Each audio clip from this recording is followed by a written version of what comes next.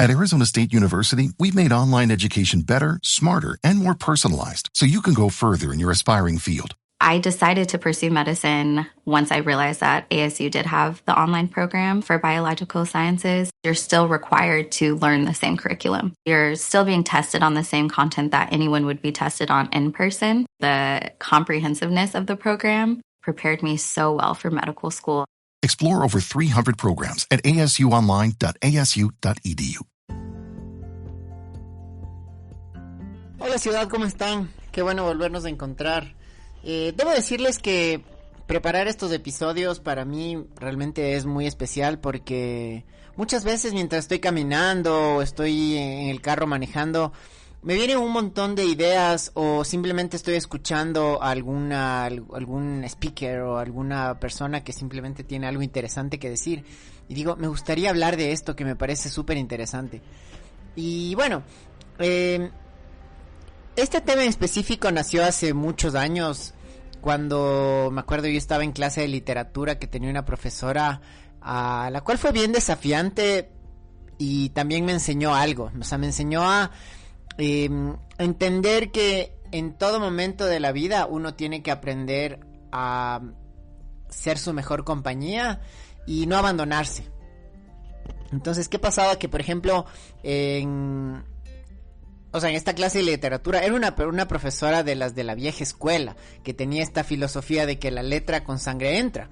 Y eso para mí en esa época era algo inadmisible. O sea, imagínense, a ver, no es que yo tengo 60 años, pero, o sea, ya desde la época de mi papá ya no era una filosofía que se usaba. Sin embargo, para ella sí. Entonces, como yo siempre he sido bien rebelde, me acuerdo que nos decía que teníamos que todos hacer letra manuscrita.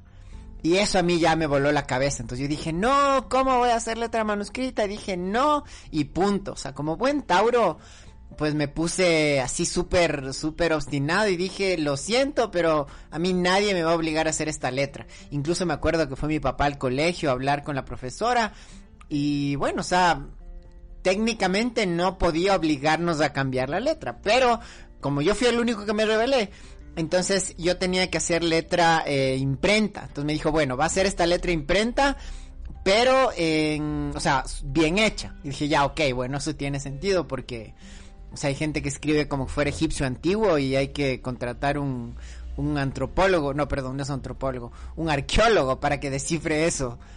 Entonces, bueno, ahí fue una parte que yo dije, ok. Pero algo que sí me marcó bastante fue cuando nos mandó a leer un libro que se llamaba El hombre mediocre. Entonces, este libro al inicio fue como que, qué chévere leer. En lo personal les voy a confesar, yo no soy una persona que le gusta sentarse a leer. O sea, para que me sienta a leer realmente tiene que ser algo que me cautiva, pero de una manera impresionante. Porque normalmente siempre estoy haciendo algo. O sea, me gusta mucho hacer cosas con las manos, construir. Entonces, me encanta estar, por ejemplo, armando algo mientras escucho. O sea, me gusta mucho escuchar a autores y gente que con cabeza más iluminada que la mía, ¿no? Para aprender. Pero sentarme a leer no mucho, ¿ya? Entonces en esa época resultaba que ella nos mandó a leer este libro. Y hubo un capítulo en especial que hasta el día de hoy me retumba en la cabeza. Y decía que el hombre mediocre siempre es una persona que está esperando a que todo el mundo le dé algo. Porque piensa que como pobrecito o pobrecita no le ha ido bien en la vida, entonces los demás tienen la obligación de mantenerlo, de velar por él o por ella, ¿ya? El título del libro es así, yo no estoy hablando de machismos ni nada, pero así se llama el libro, ¿ya? Y así es como el autor expresaba todo. Entonces yo solo le estoy contando lo que yo leí, ¿ok? Entonces, ¿por qué me retumbaba esto tanto por tantos años? Porque cada persona tiene un lado de víctima y un lado de creadora. O sea, tenemos todos la opción de ser creadores o de ser víctimas, ¿ya? Entonces, ¿qué me pasaba a mí? Que en muchos momentos de mi vida yo me conecté con este lado de víctima sin saber. O sea, primero no sabía que existe una diferencia entre dos polos que son como norte y sur. Y simplemente pensaba que eso era normal, o sea, que era normal pensar que como a mí, pobrecito, no me fue bien, las otras personas tienen la obligación de darme algo, ¿ya? Entonces, algo que le caracteriza mucho a la víctima es que no puede dar, o sea, no está en capacidad de brindar cosas, de ofrecer, porque siempre piensa que como vive en un estado de injusticia, de abuso, toda la cuestión, entonces solo debe recibir apoyo, debe recibir dinero, un montón de cosas, pero nunca considera la opción de dar. Y bueno, esto tiene una lógica, porque básicamente uno no puede dar lo que no tiene. Si yo no sé amarme a mí mismo, pues imposible que pueda amar a otra persona, ¿ya? Entonces, aquí voy a citar una parte de Víctor Coopers, que es un autor que a mí me encanta, porque es un capo, o sea, es un genio, pero sin embargo es el tipo más sencillo del mundo. Y esa es la parte que me parece tan genial, o sea, el hecho de que una persona llegue a elevarse de otra manera, pero sin embargo mantenerse tan sencillo, es como Messi, por ejemplo. O sea, siendo argentino y con el respeto de todos mis amigos argentinos, pero él siendo argentino, es un tipo súper humilde, súper sencillo y es un crack. O sea, es creo que el mejor jugador del mundo, pero eso es lo que, o sea, ese tipo de gente es la que a mí me llama muchísimo la atención. Y Víctor Coopers es uno de ellos. Entonces, él habla de los lagartos, ¿ya? ¿Qué son los lagartos? Y pone una analogía de esta serie que se llamaba B. Hace años, yo me acuerdo cuando era niño, que era una invasión extraterrestre de unas personas que tenían un traje rojo. Pero ¿qué pasaba? Que estas personas, el rato que iban a comer, o sea, se comían ratones vivos o cosas así, y eran literalmente como lagartos. No sé cómo harían el efecto en esa época, pero literal se les veía metiéndose un ratón en la boca. O sea, a mí eso me podía dar un infarto en ese momento. Pero él decía que los lagartos están camuflados dentro de las demás personas, porque en realidad hasta que no les veían intentando comer, se veían como seres humanos completamente normales. Entonces, eso es lo que él dice, que muchas veces estas víctimas son lagartos, ¿ya? Y bueno, esa es la otra analogía que yo le hago acá, que hasta que una persona no abre la boca y no empieza a expresar todo lo que tiene dentro, uno no puede saber en qué bando está.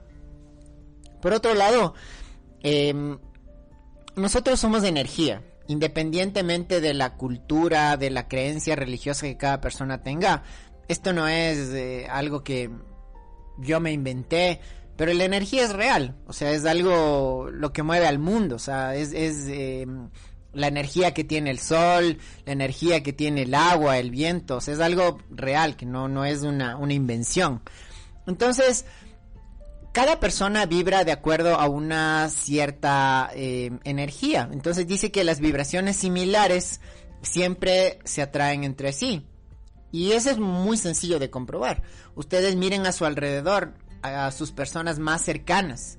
Si es que esas personas más cercanas deben ser muy similares a lo que ustedes viven ahora o al papel que han decidido adoptar en su vida.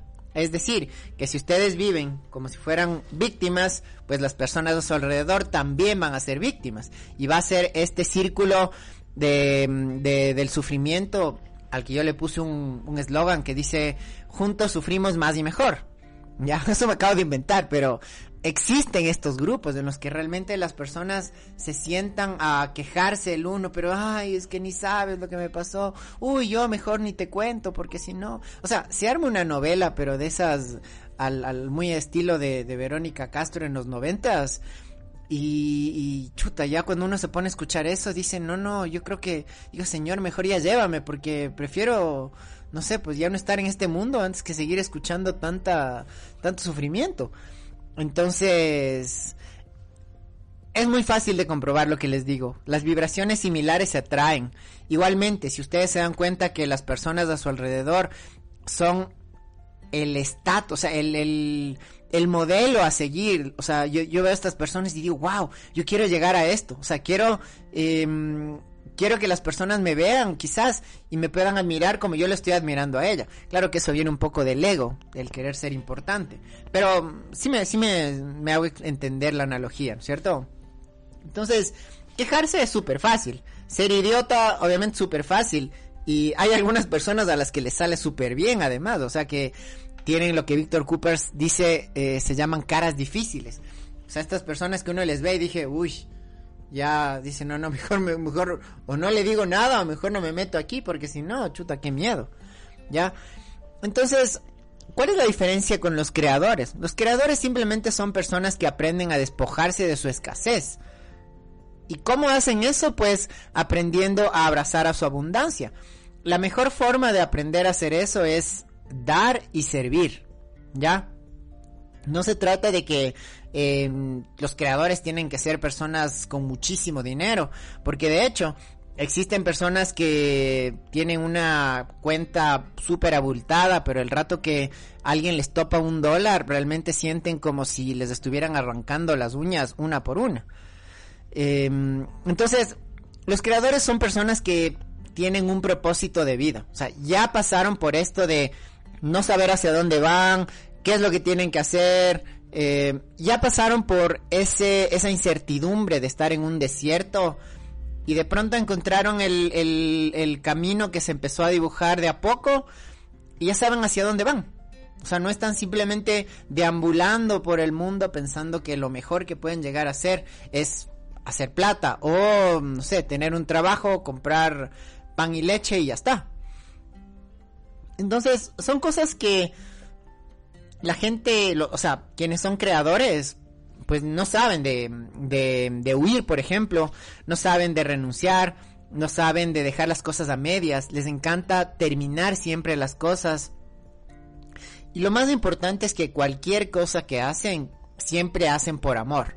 No es como, uy, me toca hacer esto, ay, qué pereza. No.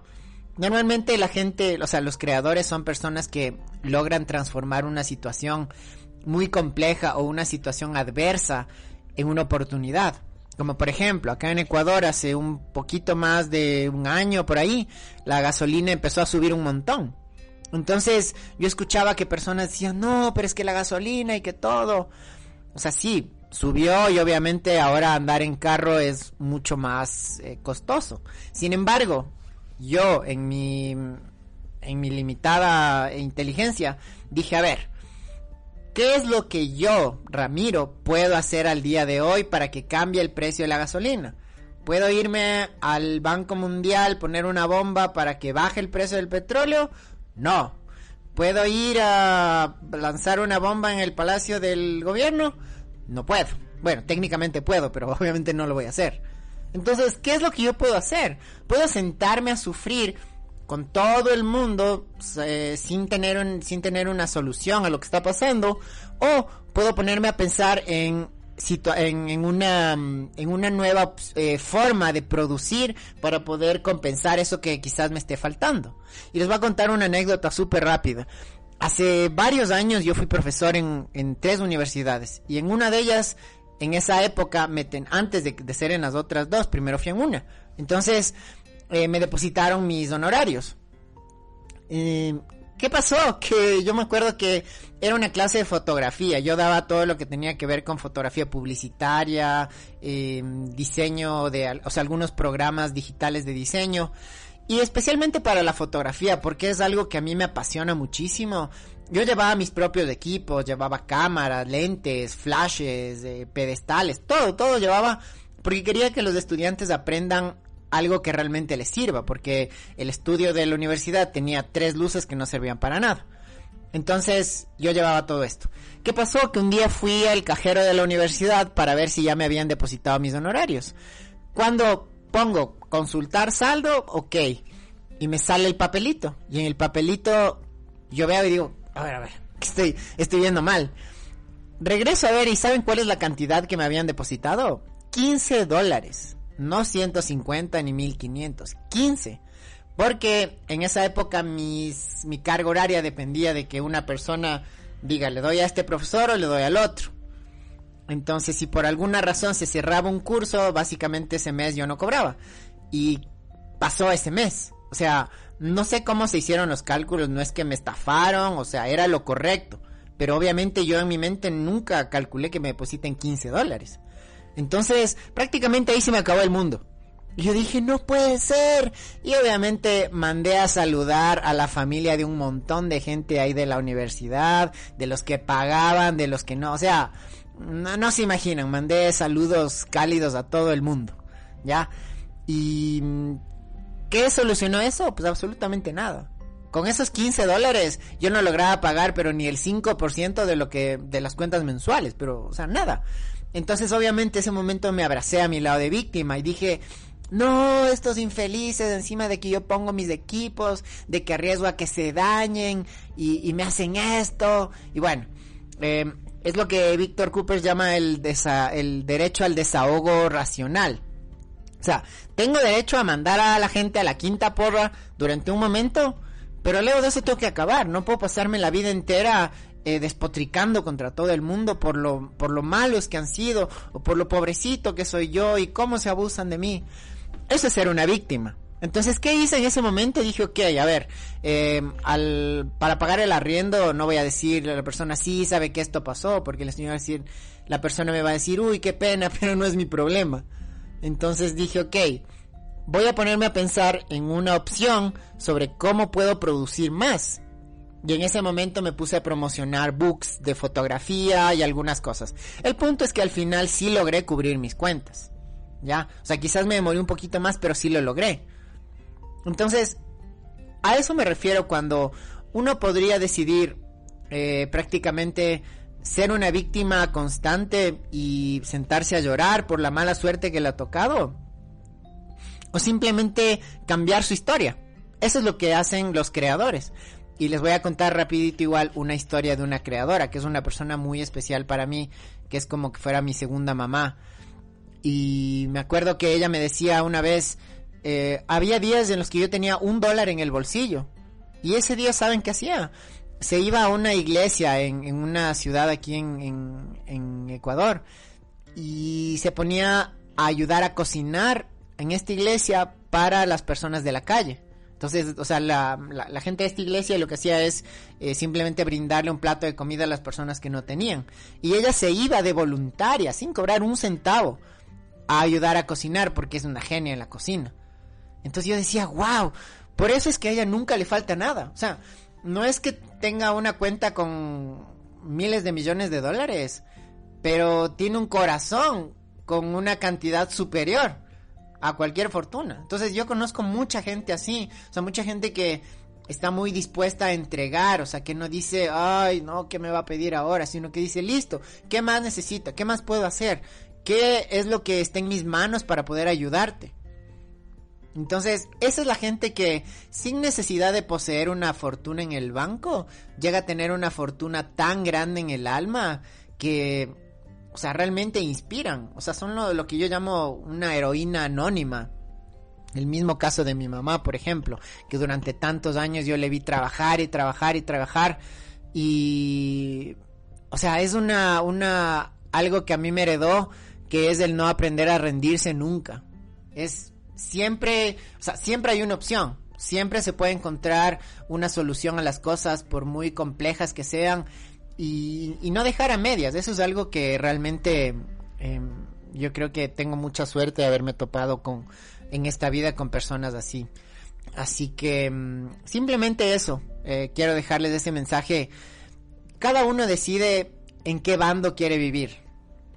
Si es que quiere vivir en el bando de la gente que solo tiene tiempo para quejarse, para sufrir y para lamentarse, pues está bien. O sea, eso es lo que se va a cosechar. Acuérdense que todo lo que uno siembra cosecha, y todo lo que ustedes viven ahora no es producto del destino, sino es producto de todas las acciones que han tenido durante su vida, sea bueno o sea malo. Si es que es bueno, pues genial. Si es que están viviendo su sueño, de eso se trata. Quiere decir que todo lo que han hecho realmente ha funcionado como para que el universo entero conspire para ponerles a ustedes en un camino bastante más interesante, o bastante de mucho mejor aprendizaje.